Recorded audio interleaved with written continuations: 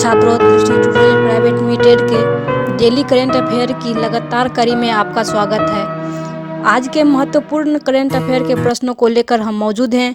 तो आज का पहला प्रश्न है, विश्व प्रवासी पक्षी दिवस वर्ष में 2 बार मई और अक्टूबर में पक्षी संरक्षण पर केंद्रित होता है। यह पहली बार किस वर्ष मनाया गया था? Option A 2008, option B 2007, option C 2010 और ऑप्शन डी 2006।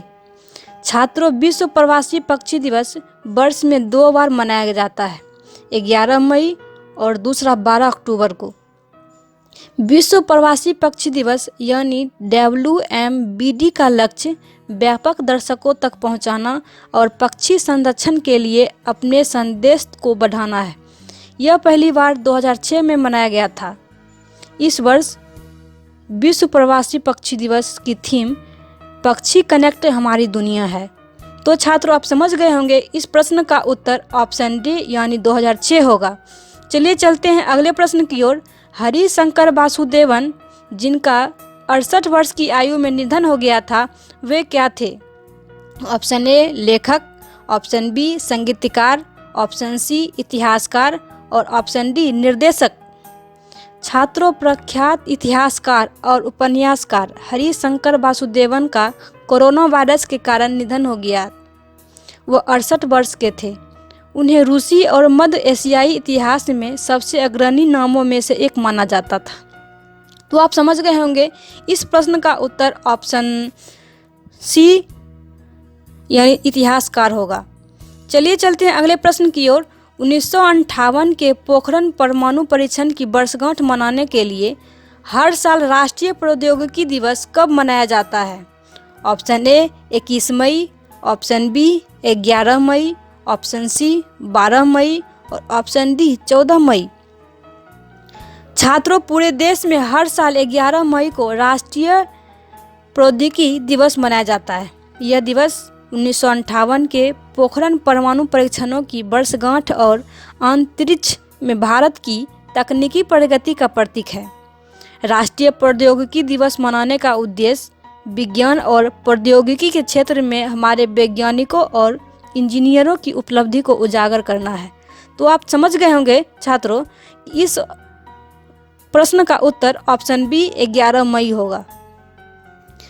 अगला प्रश्न है, WHO और संयुक्त राष्ट्र की डाक एजेंसी ने किस बीमारी के उन्मूलन की 40वीं वर्षगांठ पर स्मारक डाक टिकट जारी किया है? फिर से क्वेश्चन सुनेंगे छात्रों। WHO और संयुक्त राष्ट्र की डाक एजेंसी ने किस बीमारी के उन्मूलन की 40वीं वर्षगांठ पर स्मारक डाक टिकट जारी किया है? Option A rubella, option B कंठमाला, ऑप्शन सी चेचक और ऑप्शन डी गिनी कीड़ा। छात्रों, WHO और संयुक्त राष्ट्र की डाक एजेंसी ने चेचक के उन्मूलन की 40वीं वर्षगांठ पर एक स्मारक डाक टिकट जारी किया, जिसमें वैश्विक स्वास्थ्य निकाय के प्रमुख ने एक शीर्ष भारतीय मूल के संयुक्त राष्ट्र अधिकारी अतुल खरे का आभार व्यक्त किया है। WHO के सहयोग में संयुक्त राष्ट्र के डाक प्रशासन ने सर्जियो ब्राडाट द्वारा डिजाइन और विकसित किया गया था। तो आप समझ गए होंगे इस प्रश्न का उत्तर ऑप्शन सी चेचक होगा। छात्रों, चलते हैं अगले प्रश्न की ओर। अगला प्रश्न है, कोविड-19 महामारी के बीच खाद्य पदार्थों और दवाओं को प्रदान करके पूर्वी हिंद महासागर में द्वीप देशों की सहायता करने के लिए भारत द्वारा किए गए मिशन का नाम क्या है? ऑप्शन ए मिशन सहायता, ऑप्शन बी मिशन सेतु, ऑप्शन सी मिशन रक्षा और ऑप्शन डी मिशन राहत।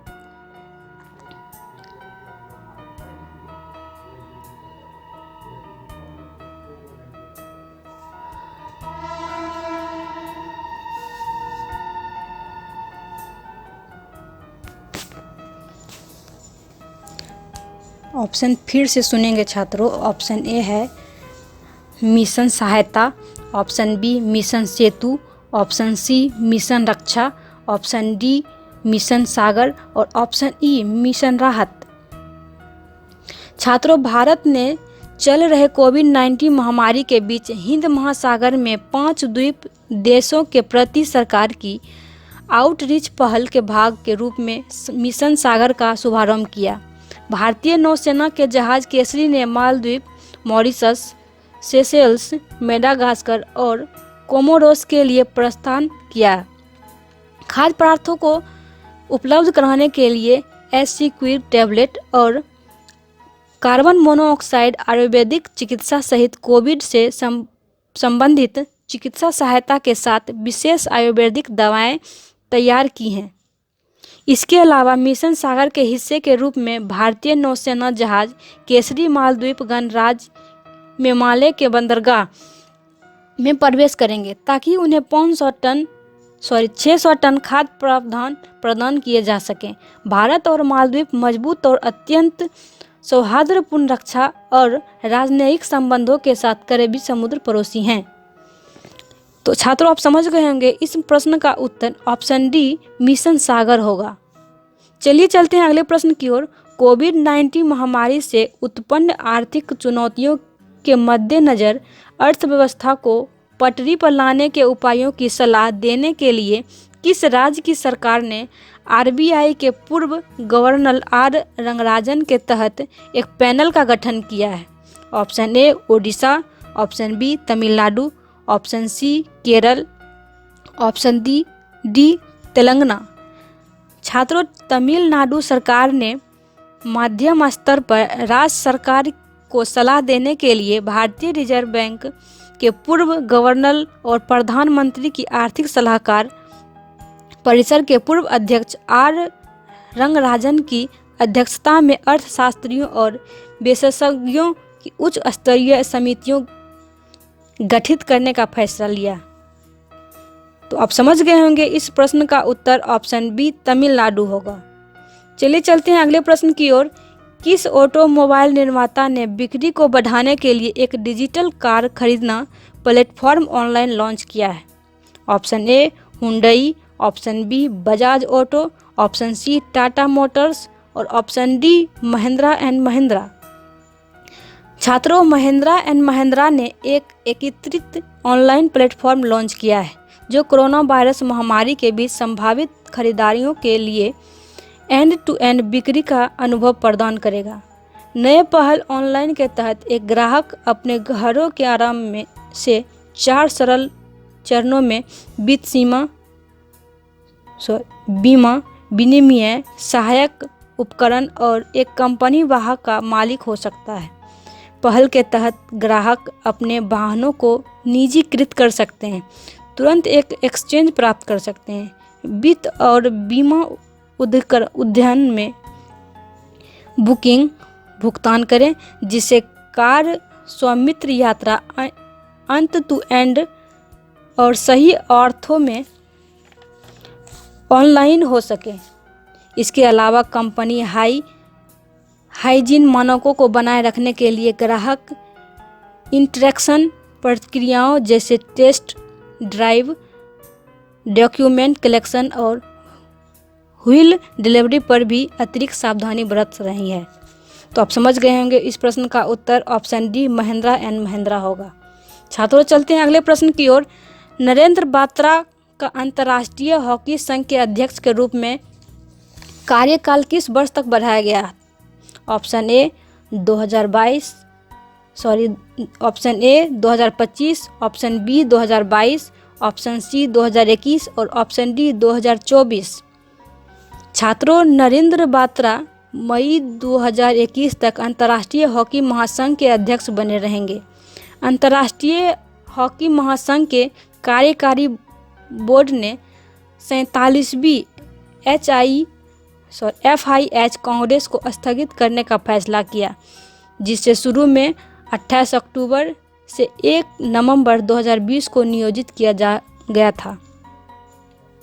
नई दिल्ली मई 2021 तक भारत की राजधानी शहर में जल्द ही सही तारीख की पुष्टि की जाएगी। तो आप समझ गए होंगे इस प्रश्न का उत्तर ऑप्शन सी 2021 होगा। चलिए चलते हैं अगले प्रश्न की ओर। पशुपालन और डेयरी विभाग ने पशुपालन और डेयरी क्षेत्र से संबंधित समस्याओं के समाधान के लिए अभिनव और व्यावसायिक रूप से व्यवहार्य समाधान के लिए स्काउट को चुनौती दी है।